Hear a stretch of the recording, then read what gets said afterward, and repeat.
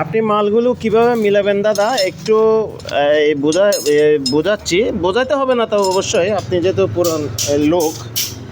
মালগুলোকে আগে প্রথমে আর পার ভাঙবেন। আমরা তো আর পার বলি, এই যে এটি, আমরা তো এটাকে আর পার বলি, আপনাদের এদিকে কি বলেন তো আসলে জানি না। এইভাবে এটাকে আর পার ভাঙবেন, আমাদের এদিকে আর পার বলা হয়। আর পার ভেঙে, হ্যাঁ, যেটার মধ্যে আমার মেশিনের মধ্যে হাতে ধরার মধ্যে যেটি একুরেট ছিল সেটা আর পার কম হয়েছে, আর যেটি মেশিনের মধ্যে ধরতে আমার একুরেট হয়নি সেটির মধ্যে আর পার একটু বেশি হয়েছে। তো সেক্ষেত্রে আর পারটি ভেঙে আপনি প্রত্যেকটা মালের মধ্যে এইভাবে আর পারটি ভাঙবেন।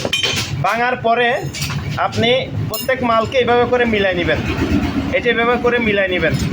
যদি আপনি এখান থেকে এমন একটি স্যাম্পল বাছাই করে নেবেন যে আপনার যেটি ছোট হয়ে বড় হয়েছে, মানে একটু বড়, হ্যাঁ, সেরকম একটি স্যাম্পলকে বাছাই করে নেবেন টেমপ্লেট হিসাবে। তারপর এটার উপর দিয়ে এই বাকিগুলো এখানে আপনি এখানে খুলে দিবেন। যেমন আমি একটু বোঝাচ্ছি।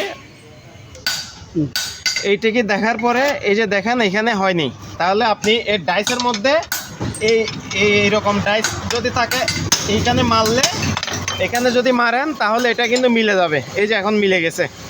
আর পার ভাঙার পরে আপনি এই টেমপ্লেটগুলো এভাবে মিলাবেন, ঠিক আছে? এ হচ্ছে ব্যাপার। আর পার ভেঙে এভাবে করে মিলাবেন, লাগাই দিবেন।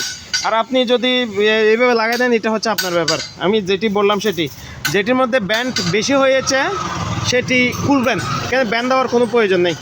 আর আপনি যেটি একটু মেলা আছে সেই টেমপ্লেটটি বাছাই করে নেবেন। ধন্যবাদ।